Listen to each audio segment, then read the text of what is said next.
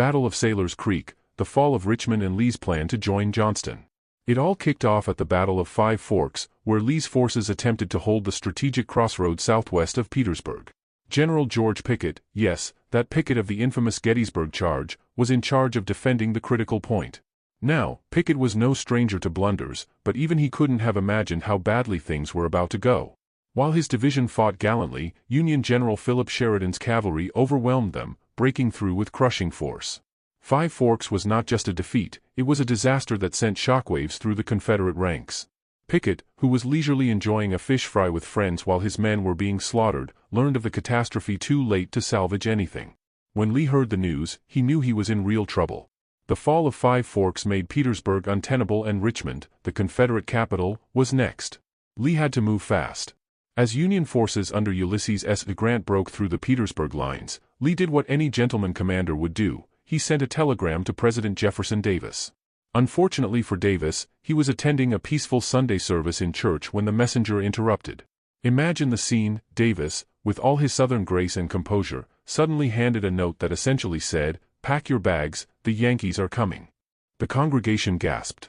Davis, as cool as a cucumber, quietly excused himself from the service, but his heart was surely racing. The government had no choice but to abandon Richmond that very night. This kicked off one of the most chaotic evacuations in Civil War history. As Davis and his government fled, Richmond's citizens went wild.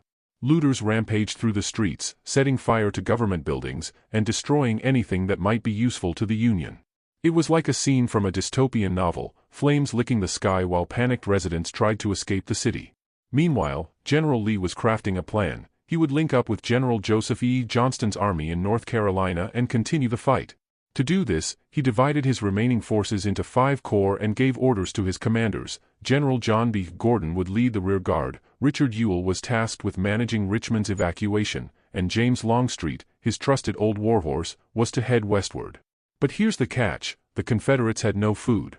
Soldiers were marching for days on end, often with nothing more than a handful of parched corn for sustenance. The roads were muddy, morale was in the gutter, and they were being harassed by Union forces at every turn.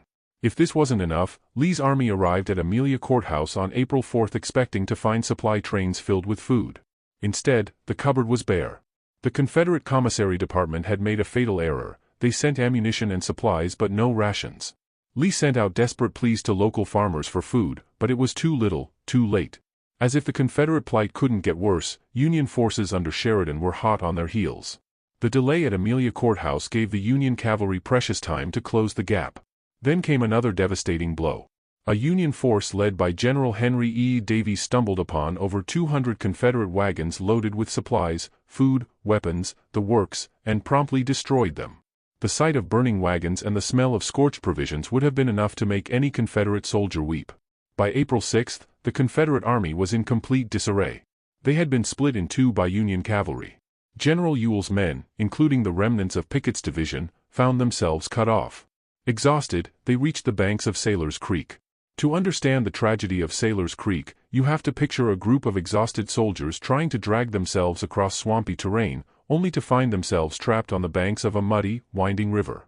Sailor's Creek, so named because it supposedly once served as a passage for sailors who navigated its waters, had now become a death trap for thousands of Confederate soldiers.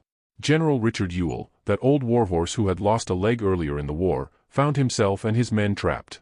He tried to organize a defense, but it was hopeless. Among them were the remnants of George Pickett's division, the same men who had once charged so valiantly at Gettysburg. The Union forces descended upon the Confederates, overwhelming them. At one point, General Ewell, still trying to maintain some semblance of dignity, remarked, "My God! Has the army dissolved?" It had. Ewell and several other high-ranking officers, including Richard Anderson and Custis Lee, Robert E. Lee's son, were captured. The scene was one of total chaos, Confederates fleeing, Union forces charging, the riverbanks turned into a morass of mud and blood. Meanwhile, Thomas Rosser's cavalry was trying to defend High Bridge, a vital crossing point over the Appomattox River. Rosser's men fought bravely, holding off the Union forces long enough for the remnants of Lee's army to cross, but he was severely wounded in the process. It was a Pyrrhic victory at best. Though the bridge remained intact, the Confederate army was now a broken force, struggling to regroup on the far side. By the evening of April 6, 1865, the Confederate cause was effectively doomed. Lee's army had been split, its leadership captured or wounded, and its morale shattered. Though Lee would fight on for a few more days, the events of Sailor's Creek were the final nail in the coffin. When Grant's forces caught up with Lee at Appomattox Court House on April 9, it was only a matter of time before the Confederate general, worn and weary, would offer his surrender. As Lee rode back to his men after the surrender, one soldier cried out, "General, are we surrendered?" With tears in his eyes, Lee could only respond, "Yes, my son, we have surrendered." The Battle of Sailor's Creek wasn't just the end of a battle, it was the death of the Confederacy's dream. The men who had fought for 4 long years, enduring hardships and bloodshed, now faced the bitter truth: the war was lost. Sailor's Creek marked the final unraveling of Lee's army, a force that had once struck fear into the hearts of their enemies. Now, they were just a broken remnant, struggling to survive in a war they could no longer win. So, dear viewer, here are questions we left unanswered. Could Lee have saved his army if he had abandoned Richmond earlier, or was the collapse inevitable by April 1865? Was Pickett's failure at Five Forks the true turning point that doomed the Confederacy, or was Sailor's Creek the decisive blow? Did Jefferson Davis's evacuation of Richmond help preserve Confederate leadership, or did it symbolize the final unraveling of the Southern cause? Could the Union have ended the war sooner if Grant and Sheridan had trapped Lee's army completely at Sailor's Creek? Was Sailor's Creek the Confederacy's darkest hour, or did Appomattox carry the heavier emotional weight for soldiers on both sides? Dear friends, as we reflect on the tragedy and lessons of the Battle of Sailor's Creek, I kindly invite you to share your views and opinions in the comment section. Your thoughts are not just for today, they become part of a living record that future generations can learn from. Every perspective, whether about leadership, courage, or the human cost of war, adds depth to our understanding of history.